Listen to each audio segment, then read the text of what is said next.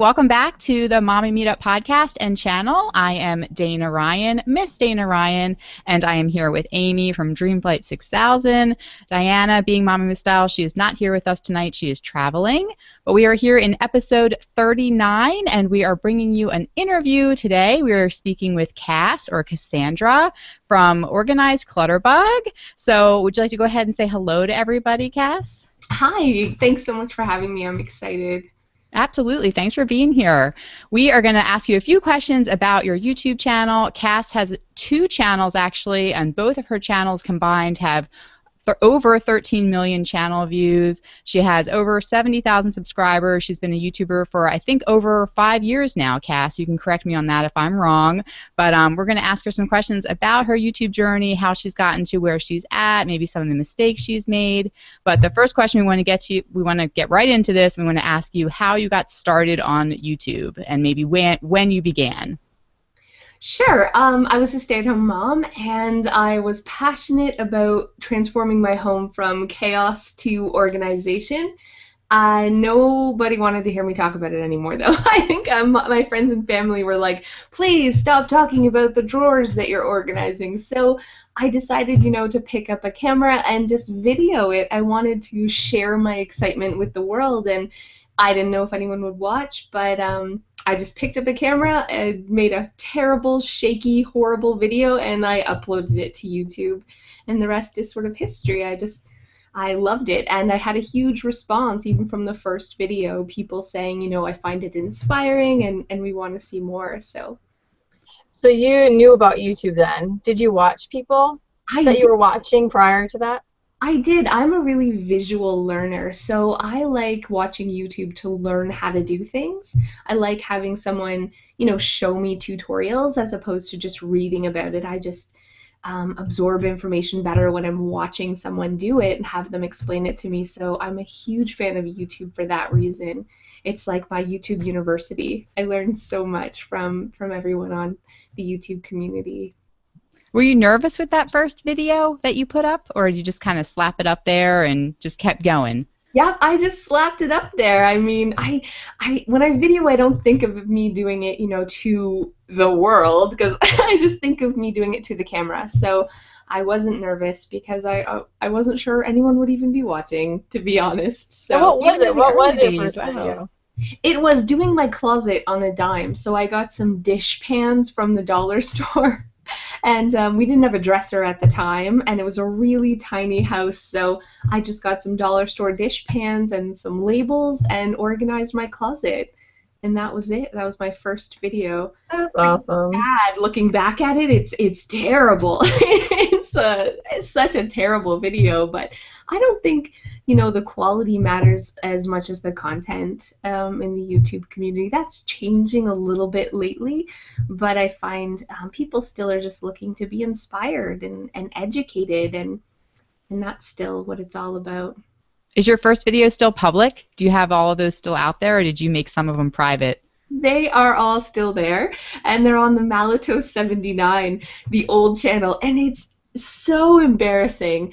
I sometimes think I need to take those down. I never use thumbnails, so they would grab a shot of me as a thumbnail mid-sentence, and my face would be contorted, and I had terrible lighting, and the sound was bad, and everyone used to say, you're making me want to throw up. Please invest in a tripod. Because they were so shaky. But I just was doing it for fun. That it was just for fun, no other reason. So I just kept going. And those comments didn't bother. I mean, this is one thing, as a viewer of yours for years, I always love anything in the comments. I've noticed that they don't seem to shake you at all. Any of the comments, any of the haters or whatever they may say, you just said they were telling you that they were going to throw up from the camera, and you just kind of laugh it off and keep going, which I think is one of the one of the most amazing qualities about watching you over the years as being a YouTuber myself, being really inspired by that. So you don't. How do you feel about the haters and those kind of comments? Do you really have you always shaken it off like that? I think, honestly, there has been maybe a handful, maybe 5 or 6 really negative comments in the last 5 years. It's such a positive, positive, positive community. And the people who were saying, you make me want to throw up, they were being honest. They were like, I love your video, but I'm getting seasick. It wasn't malicious at all. And that's what I think. I hear people talk a lot about trolls on YouTube, but honestly, I have not had that experience. I've been so blessed. My subscribers are amazing people. They're my family, and if there is someone making a negative comment, they jump to my defense. And I feel so, over emotional with their love that the negative comment doesn't affect me at all. No. I think that might be your perspective a little bit, which is really good. But I don't know. I find it's just such a positive community, I guess. And I only ever make positive comments on other people's videos, and I think there's just, yeah, I'm a YouTube lover for sure. Aww. So what do you and your kids, your husband and your kids think about you being a YouTuber? At first, I think my husband was mortified. He actually said that watching my videos makes him feel like he's standing on the corner naked. Like they're so embarrassing. And he's, that type of person. He's very introverted. And so my entire family found it really embarrassing at first, and I just kept doing it because I loved it. I think I loved the comments more than anything. But now it's turned into a career. Now, I'm making a living doing YouTube videos. So people are starting to change their tune a little bit. I'm sure. That's so amazing. I just love hearing that. That is just so great. So amazing. it sounds like they all knew from the beginning then. You let them all know pretty much from the start, your family. And how about your immediate family, your parents? They all knew from the very beginning. Some people did, not everyone. I have to tell you, my own mother has not watched a video up until like maybe a month ago. And I was on national television. I was on the Marilyn Dennis show, and I had a ton of people saying, well, why? Why are you going on the show? What are you going to talk about? And I was like, well, the same things I do in my videos. And I think, no one really saw it as a business or something. They just saw me making, silly YouTube videos. So did you show your mom, or did your mom want to seek it out? Oh, I showed her. Yep. Oh, okay. I put it on her tablet. Oh, okay. How to log on. She's not the most she's not savvy with technology. So, yeah. So she's Was she proud of you? And she's like, "Wow, these are actually okay." Oh. They're just okay. So it's great. It's great. Yeah. My family's being really supportive, so that's wonderful. Yeah, that's got to feel really, really good. That's so good. Well, talking about it being a business, so when do you think you started to feel successful with your channel, or when was your sort of tipping point with it? A lot of people talk about that there's a certain point or maybe something that happens where you feel like, okay, now my channel is becoming something, of course the word success is relative in everybody's mind, but, where you sort of were like, okay, this is now a business. When was that point for you? I was running a daycare for 5 years out of my home while making YouTube videos, and then we had my surprise son, and I thought, what am I gonna do now? I can't, have 8 kids in my home with a newborn, and I really thought, what am I gonna do for a living? What am I gonna do for a career? And this whole time, here I am making YouTube videos, never making a dime off of it. They weren't monetized. I wasn't even thinking of it as a business. And I decided, you know what? I'm doing it because I love it. Every week, no matter what, I was doing it out of pure love and no other reason. That's what I should do for a living. That's what I said to myself. This is my passion. It should be my career.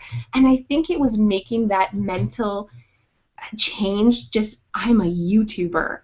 Even though I wasn't making a dime, that's when everything changed. I decided to be branded. I started a new channel called ClutterBug, and I started really focusing on my brand, and it just took off from there. I monetized my videos. I started doing sponsored posts, and it really grew from there. Is that why you made the second channel? I'm sorry to interrupt. Is that why you went over because of the branding, sort of the shift in your mind? Because I noticed as a subscriber of yours that you made the new channel and went over there, which, you know, kudos to you. It really took off. A lot of people say if you make a second channel, that's like the kiss of death. Yeah. And you made this other channel and it just, you know, it did just as well as your first channel. You were able to bring all your subscribers over to that other channel. So explain that a little bit, why you made that other channel. Well, at the time, I wasn't monetized. I wasn't a YouTube partner on Malatos79, and it was Malatos79. You know, I was giving organizing tips, and I didn't feel that that was with a brand, and I wanted to be branded. I wanted to go forth as this being my career as a professional organizer and a YouTuber with organizing tips. So I took that risk, and I started a new channel and a website called ClutterBug, working on, you know, ebooks, ClutterBug, really trying to just brand myself, and it worked. It definitely worked. It was the difference between it being just a hobby for fun and this is what I do for a living. And I think, you know, Malato79, I'll leave it up there forever, but I don't, you know, upload to that channel anymore. I just focus on my new branded channel. You talked about sponsors a little bit ago, about getting sponsorship opportunities. I know a lot of people want to know, at what point did sponsors start approaching you? Things have changed. There's so many different websites now. I think that once you get about 5,000 subscribers, you'll slowly start to see sponsorships come in. Once you've hit the 50,000 subscriber mark, that's when you start getting real dollars, though, from sponsorships, thousands and thousands of dollars for a single video, which can completely change your income level, right? You're not only getting the AdSense money from YouTube, but you're almost matching that with dollars of doing one video every 2 months or so. So it's been really a great way to earn money for me is the sponsorships. Most of them contact me, but I do go through FameBit. That's my favorite. It's called FameBit. And I have a really good relationship there with some of them, and I'm choosy. I want to make sure I stick with my brand, but yeah, it's working out great. That's awesome. Do a lot of them email you then? They just email you directly outside of FameBit? That's how, yep. Yeah, I do. Most of them email me directly, and email me from FameBit is usually who I choose to work with. They're searching out different opportunities for me, but there have been other just, you know, marketing companies, advertising companies that have searched me out. Honestly, I probably get 4 to 5 emails a day from different little people wanting, but you really have to be choosy. My subscribers are my customers. They're my everything. So nothing is worth losing them over. So I'm not going to be putting out sponsors videos all the time because I'm going to be upsetting the people who really matter, and those are the subscribers. Yeah.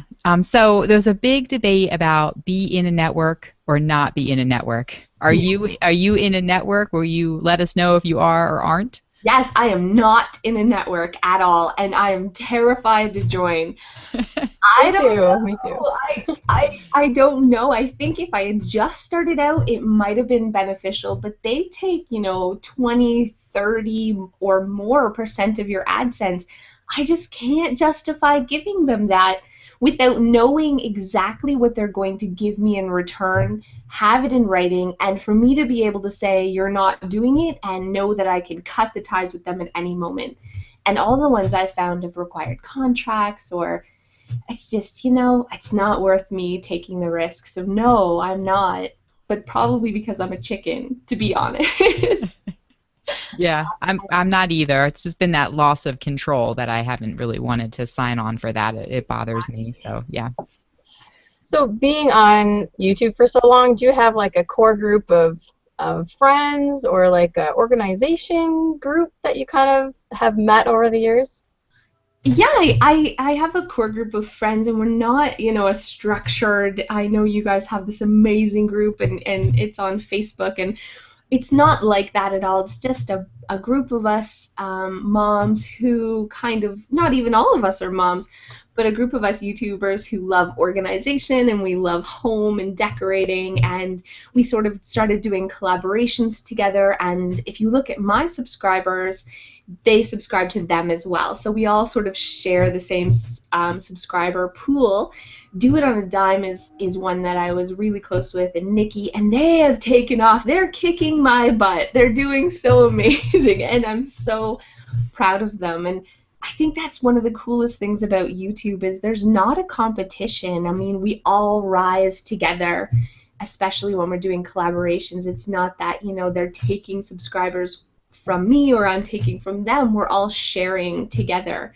And that's something that is so great about YouTube. Completely agree. So have you ever plateaued or felt like quitting to ride on the heels of that? And how did you push past that and keep going? Yeah, I think I'm plateauing now, to be to be completely honest.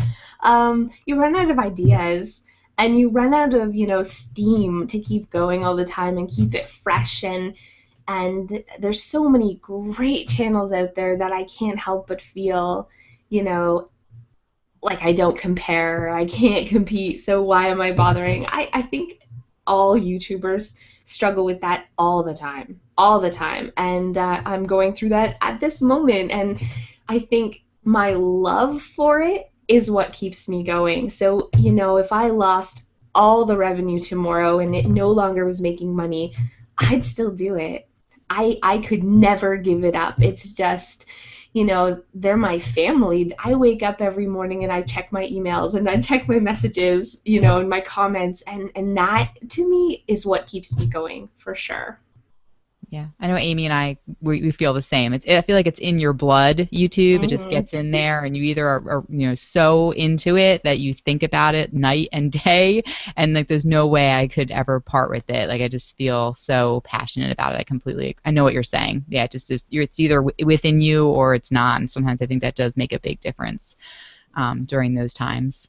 Yeah, and I thought about getting into blogging and starting a blog, but that felt like work, to be honest. It was not the same. It felt like, oh, it was so much harder to come up with a written blog post than it is to just make a video. I don't know. Yeah, I think you either love it and you're passionate about it or you don't. And if you are, then you can't help but eventually be successful. It takes a long time to grow, but you'll get there. Everyone will get there. Well, okay. I'm going to give you two choices. This is the question. Would you rather pick to collab with a really big YouTuber, or would you rather have a video go viral? If you had to pick one of them, what would you do?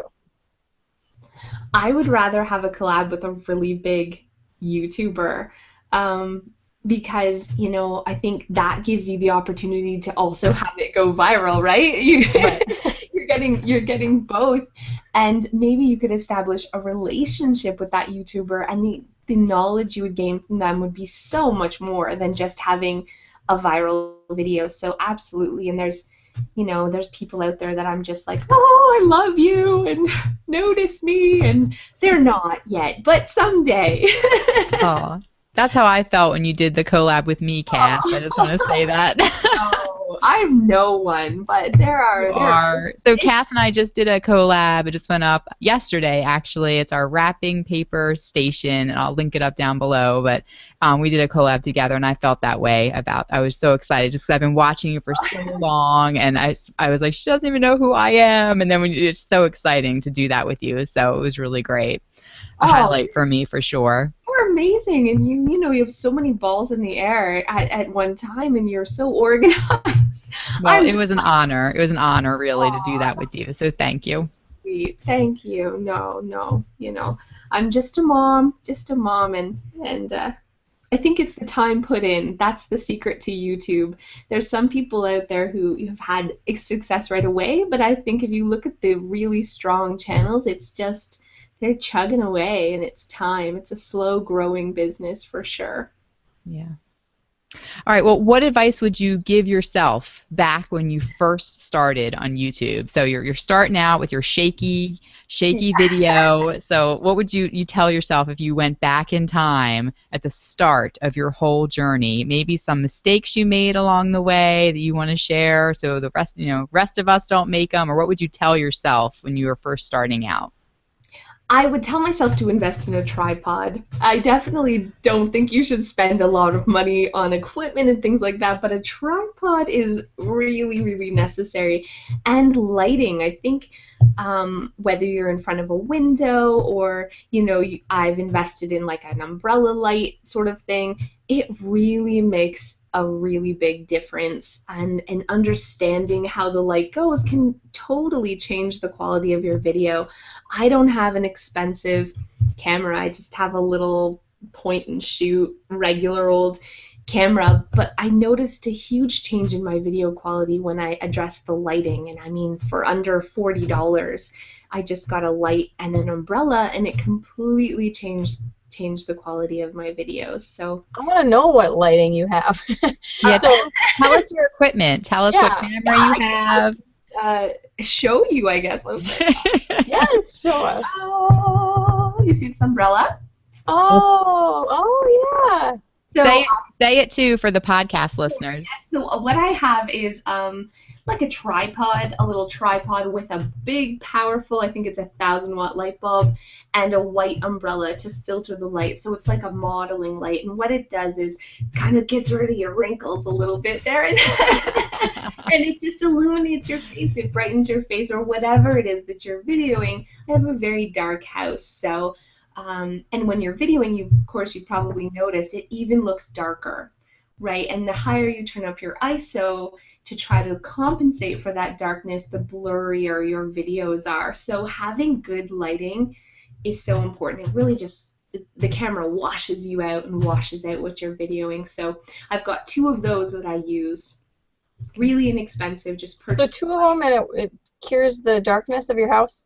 Cures the darkness, and Are they easy do you keep them up all the time, or do you collapse them? I collapse them. Collapse them. So it must not be that hard, or is it? No, it's probably under 3 to 5 minutes to set them up, 3 to 5 minutes to take them down. I am hoping to do my craft room and renovate it and turn it into a little blogging space and leave them up all the time. So that's a dream down the road, just to save me that little bit of time. Absolutely. So the quality must be decent if you take them up and put them down and they're still standing after all those times you've done that. Because I hear, when I read about people, they say, oh, they're kind of flimsy, they're not that great. Yeah, we have a post in YouTube Mommy Meetup in the Facebook group of lights, and people have put really expensive, lights in there. So you'll have to put what lights you have. I would link love them to. up I would on love that to know, post. like, the brand. Yeah. I'll definitely post that. I have no idea the brand. It's just off Amazon. They were the cheapest ones I could find. And the light bulb. It's a huge 1,000-watt light bulb. I think they were only a couple dollars, $6 for the light bulb. So before that, though, I was using, tinfoil as a reflector on a piece of Bristol board and just... No way! Oh my gosh! You need to do it-yourself lighting. There you go. There's an idea. If you're just standing in the window, you want a key light, so that's the light that's shining, on your face, and then you want a reflecting light also to sort of get rid of shadows and that sort of thing. So I was just using tinfoil. Absolutely. Wow.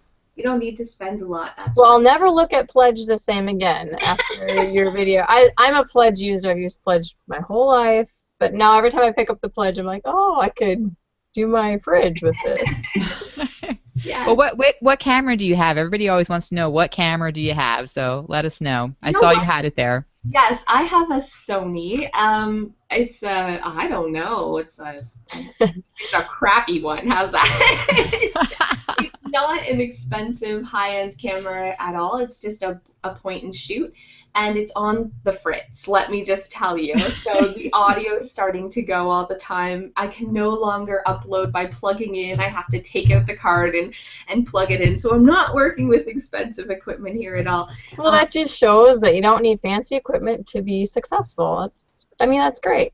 You absolutely don't. And with my old camera, I had a flip camera. You remember those old flip? Yeah. Yeah, I have one of those. Yeah, that's what I use, and that little terrible camera took me to 50,000 subscribers. Wow, Wow. that is so inspiring. Wonderful. Oh my gosh. At all. And what do you edit with?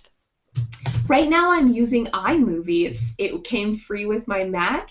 Before, when I had a PC, I was just using the free Windows Movie Maker. I've never paid for software. Wow. I don't really know how to edit very well, so they're easy, they're free, and yeah, they're just the bare minimum.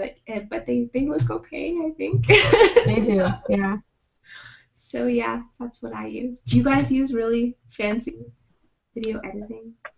I use Camtasia Studio, so it's not really fancy, but I did have to pay for it. It's not free, but I've just used that always, so I can't use anything. I guess that's what happens is you get whatever you're using is what you use, and you get used to that, and then you don't want to. Nobody wants to. I've heard people say they have like the really expensive, editing software programs, and then they still use iMovie just because that's what they're comfortable with. You know what I mean? Like it's kind of like it, and that's it. You don't want to switch out of it, and that's sort of how I've been with Camtasia. Like I've just been using that for so long that I'm not going to switch out of it because I know all about it, and I'm not going to take the time because some of the other ones you have to take a course to learn how to do some of them. Like a full day. I've been using PowerDirector since 2008. See, there you go. So I just keep updating the new updates come because I'm just too afraid. I don't want to learn a new system. I don't either. But I can't do end cards and those type of things. I'm really limited. So I've been thinking about branching out. It's scary though. It's scary thinking about learning a new software. Well, every time you start something new, like the end cards, I feel like there was the annotations, and then now there's the cards. So sometimes when you put too much, I've found that when you put too much branding on your video, it can sometimes come back to bite you years down the road if you're trying to make evergreen content, because then if you put like a whole huge end card like a lot of people had with like the 3 windows of the 3 different videos with the annotations, then it's like you have to go back and put in the cards that we have now. Kind of like it's not relevant to the upgrades that YouTube keeps making. Sometimes I think about that, like I don't want to put too much on because if you do this whole fancy end card, it might not work in the future for when they redo things. So something to think about. Minimum, that's the secret. See, there you go. YouTuber, no. Yes.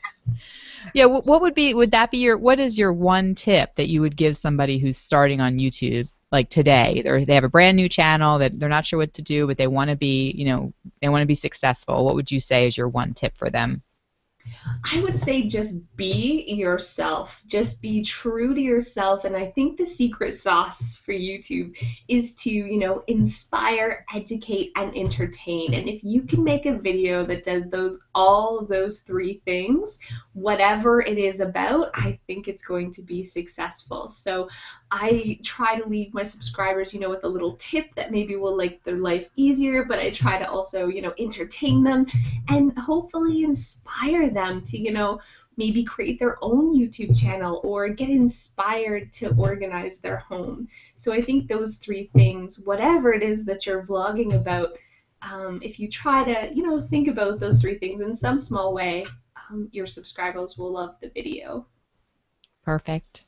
All right. Well, I think that's it for the interview. I really, really appreciate you being here and sharing all of that with us today, Cass. I saw in the group on Facebook that you're going to be going to VidCon. So if anybody's going to that, they'll be able to meet you there, I guess, right? You just got your tickets. And we're hoping you'll come meet us at Collab Camp one year. Collab Camp tickets are for sale, which is the only conference for YouTube moms and dads, specifically for them. And it's going to be in Hershey, Pennsylvania this year in July. So you can go to collabcamp.com for information on that. But Cass, please let everybody know where they can go to find you if they're not familiar with your channel, so they can come and find you and subscribe. Sure, you can just search ClutterBug and you'll find me, or you can go to my website at www.clutterbug.me, so .me, and I've got all my videos there as well. So. Okay. Perfect. And then Amy, go ahead, tell everybody where they can go to find you. I'm Dreamflight6000 on YouTube and pretty much across the board, Twitter, Facebook, I'm the Dreamflights. Sorry. Very good. And I'm Dana Ryan. That's Miss Dana Ryan, MsDanaRyan. And we're going to be bringing you guys some more interviews. I am so excited about this. It was so, so fun to do this with you, Cass. And we will see everybody in the Facebook group, YouTube Mommy Meetup. Come and find us there. All right, we'll talk to you next time. Bye. Bye, guys. Bye.